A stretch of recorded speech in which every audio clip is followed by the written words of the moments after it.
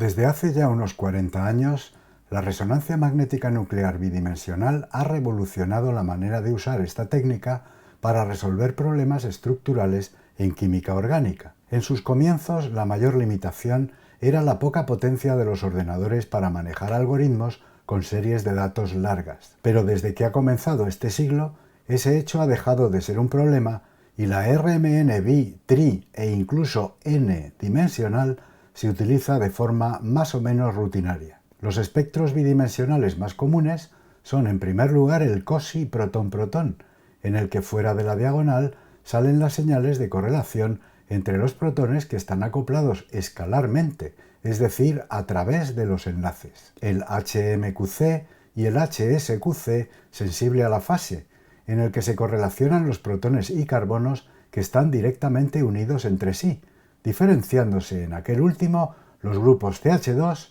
de los CH y CH3. El HMBC, en el que se correlacionan protones y carbonos que están a más de un enlace de distancia. Y los NOESI y ROESI protón-protón, en los que fuera de la diagonal aparecen las correlaciones de los protones que están acoplados dipolarmente, es decir, cercanos no solo en enlaces, sino en el espacio. Pero ¿cómo se registra un espectro bidimensional? Para entenderlo tenemos que empezar por comprender cómo se registra un espectro monodimensional. Utilicemos un ejemplo concreto, los protones y carbonos de unos miligramos de éter etílico disueltos en cloroformo deuterado. Comencemos por su espectro de protón, que sabemos consta de un cuartete y un triplete que provienen de los grupos CH2 y CH3 respectivamente, que se acoplan entre sí. Recuerda que el tubo de RMN está inmerso en un campo magnético intenso que asociamos al eje Z de un sistema de coordenadas imaginario, situado en el centro del tubo. Este campo magnético hace que los núcleos de hidrógeno de esos miligramos de éter etílico se dividan en dos facciones, unos orientados a favor del campo y otros en contra, con una diferencia de energía proporcional a la fortaleza del campo y a la constante giromagnética del protón. Representemos cada núcleo por un vector magnético. Dado que la constante giromagnética es finita, la física nos dice que los vectores no pueden alinearse en paralelo con el campo, sino a un cierto ángulo con la vertical. Las leyes de la física también nos dicen que un vector magnético no perfectamente paralelo a otro comienza a girar con una frecuencia que depende de nuevo de la fortaleza del campo y de la constante giromagnética. Podemos entonces representar las dos facciones en las que se dividen los tropecientos protones del éter etílico presentes en el tubo de resonancia como dos conos de vectores girando en oposición, con poblaciones ligeramente distintas, cuya diferencia calculamos en un vídeo anterior que, aun siendo realmente pequeña, es la esencia de la resonancia magnética nuclear. Si hallamos la componente de esos dos conos, el conjunto de todos los protones acaba representado de forma muy simple por un único vector, que denominamos magnetización macroscópica y que, al estar perfectamente alineado con el campo, no gira. Como la diferencia de poblaciones entre las dos facciones de núcleos es directamente proporcional a la fortaleza del campo magnético, el vector de magnetización macroscópica será más largo cuanto más potente sea el imán del espectrómetro. Trabajemos de ahora en adelante con ese vector exclusivamente. Para producir el fenómeno de la resonancia necesitamos perturbar el sistema con un pulso de radiofrecuencia, cuya frecuencia principal es a la que están girando los núcleos individualmente en el campo magnético del imán, por ejemplo 80 MHz en un imán de 1,8 Tesla. Un pulso de radiofrecuencia es en realidad un pulso de energía electromagnética que, como su nombre indica, lleva asociado un campo magnético. Si introducimos el pulso a lo largo de un eje perpendicular al campo, por ejemplo en el eje Y, generamos un campo magnético adicional perpendicular al vector de magnetización macroscópica. ¿Qué le sucede a este vector en presencia del nuevo campo magnético perpendicular? Que gira en el plano perpendicular a ese nuevo campo. Supongamos que el pulso de radiofrecuencia tiene una duración tal que el vector de magnetización macroscópica gira 90 grados. ¿Cuánto tiempo tenemos que estar irradiando el sistema para que eso ocurra? Pues fíjate que la radiofrecuencia es de tal intensidad en los espectrómetros modernos que eso se logra en el rango de tan solo unos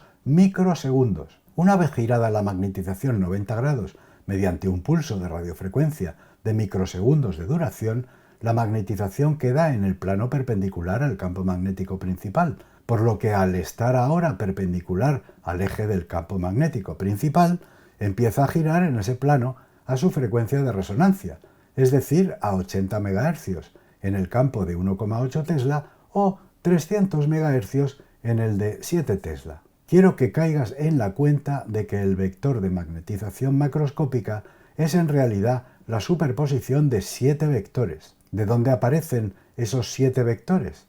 De las líneas que componen el espectro de protón, 3 del triplete y 4 del cuartete. Eso ocurre porque al estar los grupos CH3 y CH2 cercanos, los protones de ambos se acoplan y ven campos magnéticos ligeramente diferentes, al influir los protones del CH3 al CH2 y viceversa. Te remito al vídeo del acetato de etilo donde explico esto. Cada uno de los 7 vectores gira a una velocidad ligeramente diferente, coincidiendo cada frecuencia de giro con el desplazamiento químico de cada línea del espectro. Una vez introducida la radiofrecuencia, en cuestión de microsegundos, la bobina excitadora la tornamos en detectora. Los vectores magnéticos girando en el plano de la bobina crean una radiación electromagnética en ella, que es procesada por la electrónica del equipo de RMN. El giro de cada vector genera una señal sinusoidal que se superpone a la de los otros vectores.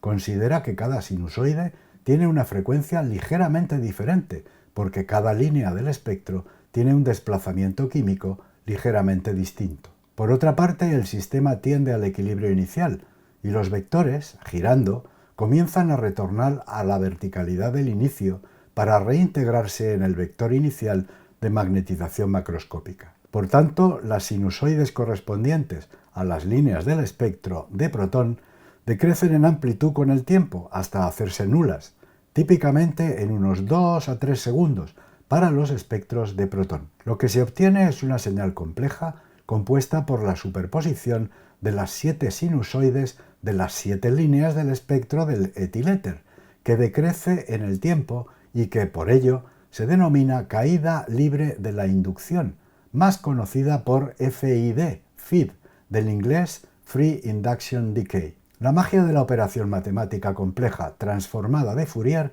nos permite extraer de la FID, es decir, de la señal compleja compuesta por la superposición de las 7 sinusoides que está en el dominio del tiempo, en las 7 líneas del espectro, o sea, en el triplete y el cuartete, en el dominio de la frecuencia, que ya somos capaces de entender.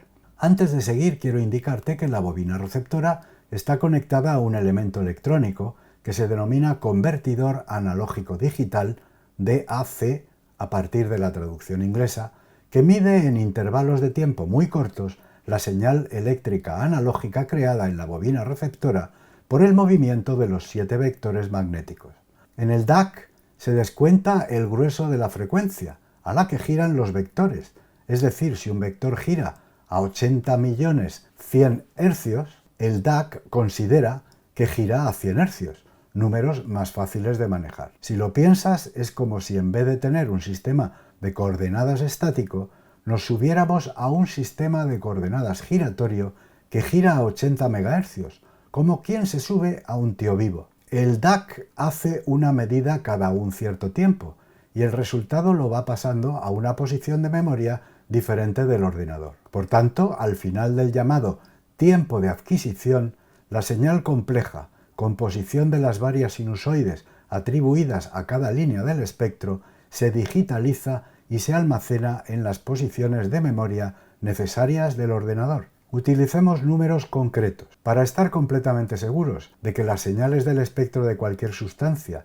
van a entrar en el rango habitual de 0 a 10 ppm del espectro, registramos entre -5 y 15 ppm, por ejemplo, poniendo el centro del espectro a 5 ppm. Eso equivale en un espectrómetro de 80 MHz a 20 ppm por 80 MHz, un total de 1600 Hz de ancho espectral. Ten en cuenta que en un equipo de 300 MHz, ese mismo ancho espectral de 20 ppm serían 6000 Hz. Típicamente la FID en Proton se extingue al cabo de 3 segundos, por lo que necesitamos un tiempo de adquisición de ese tiempo, como mínimo. Otro dato necesario para registrar un espectro de RMN es el número de puntos en los que el DAC nos va a digitalizar la FID durante los 3 segundos que dura habitualmente. Todos estos parámetros están ligados. Si por ejemplo necesitamos cubrir 1600 Hz en el equipo de 80 MHz, el DAC debe recoger un punto cada 1 partido por 1600 segundos, o lo que es lo mismo, cada 0,63 milisegundos, que durante 3 segundos de tiempo de adquisición significan 4800 puntos. Sin embargo, en el equipo de 300 MHz, para observar las mismas 20 partes por millón, tenemos que cubrir ahora 6000 Hz, con lo que el DAC debe ser mucho más rápido y recoger un punto cada 1 partido por 6000 segundos, o 0,17 milisegundos, que durante 3 segundos de tiempo de adquisición significan 18.000 puntos. Como ves, para hacer las mismas cosas, los requerimientos de un espectrómetro son mayores a medida que el campo magnético es más intenso y la frecuencia de resonancia más alta, un DAC más rápido, mayor número de puntos, ordenadores más potentes para manejarlos, etc. Eso es una de las razones por la que los espectrómetros son más costosos a medida que son más potentes. Volvamos al proceso de registro. Para aumentar la sensibilidad del espectro final, o lo que es lo mismo, para aumentar su relación señal-ruido, se repite el proceso, introduciendo un nuevo pulso de radiofrecuencia y haciendo que el DAC superponga las sucesivas medidas, sumando una tras otra a las posiciones de memoria de almacenamiento. El número total de repeticiones recibe el nombre de número de scans, que para el protón, con una abundancia isotópica del 100%, puede ser incluso uno solo, aunque típicamente se recogen 8 o más, dependiendo de la concentración de la muestra. El tiempo total de adquisición típico en protón es por tanto 8 scans por 3 segundos cada uno, menos de medio minuto. Al final del número de scans elegido, lo que se obtiene es un conjunto de puntos cuyo número hay que ajustar obligatoriamente a una potencia de 2, para poder aplicar sobre ellos la transformada de Fourier y obtener el espectro. Por ejemplo, en vez de adquirir 4800 puntos en el espectrómetro de 80 MHz, podemos adquirir la potencia de 2 más cercana, que es 12, o 4096 puntos. Si el DAC funciona a una velocidad de 0,63 milisegundos, eso equivale a un tiempo de adquisición de 0,63 milisegundos por 4096 puntos, 2,6 segundos, en vez de los 3 segundos inicialmente programados, lo que es en general todavía suficiente para conseguir que la FID se extinga. En el equipo de 300 MHz, la potencia de 2 más cercana a los 18.000 puntos inicialmente considerados es 14 o 16.384, con lo que si el DAC funciona a 0,17 milisegundos por punto, el tiempo total será 0,17 por 16.384, 2,8 segundos, muy similar a la anterior. La FT es una función muy compleja que transforma los 2 elevado a n puntos de la FID en el dominio de tiempo al espectro en el dominio de la frecuencia. Este era el cuello de botella para los ordenadores antiguos, limitaciones en la capacidad de almacenamiento y lentitud en la realización de cálculos complejos. Pero hay otro inconveniente asociado intrínsecamente a la operación de la transformada de Fourier.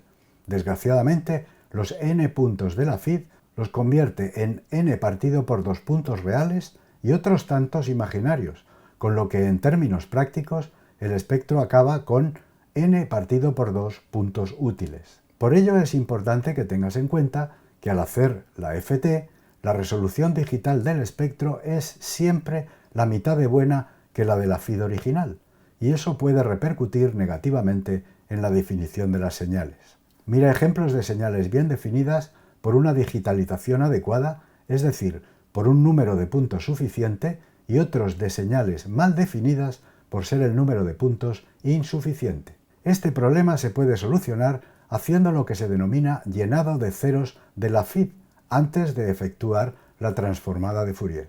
Con ello se simula que la FID duró el doble de tiempo, pero que desde la mitad de ella ya no se detectó señal alguna, lo que es prácticamente la realidad, ya que la FID se extingue a partir de un cierto momento, al haber vuelto el sistema al equilibrio inicial. Si a los n puntos de la FID verdadera le añadimos otros tantos n puntos de ceros, hacemos que la transformada de Fourier trabaje en realidad sobre 2n puntos, resultando así engañada porque nos rinde n puntos reales, que son los mismos que los de la FID verdadera. Con esto espero que hayas aprendido cómo se registra un espectro monodimensional.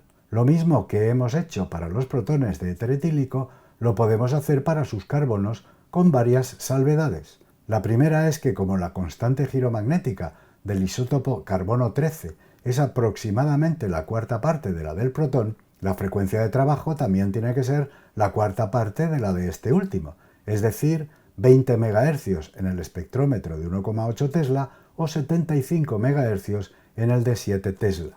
La segunda, que como la abundancia natural del carbono 13 es tan solo del 1,1%, el número de scans que tenemos que acumular debe ser muy superior a los acumulados para el protón. Y la tercera, que para simplificar el espectro de carbono 13, cada scan se registra habiendo saturado de energía a los protones, para que no muestren su acoplamiento con el carbono 13, y el espectro aparezca con solo singletes, como es típico. Eso obliga a tener alrededor del tubo de resonancia dos bobinas excitadoras receptoras, una para la frecuencia de protón y otra para la frecuencia de carbono. Para evitar alargar más este vídeo, dejémoslo aquí por el momento. Te recomiendo que visiones este vídeo las veces necesarias para asentar bien todo lo que te he explicado, que es fundamental para entender el registro de un espectro bidimensional que te explicaré en el siguiente. Hasta pronto, adiós.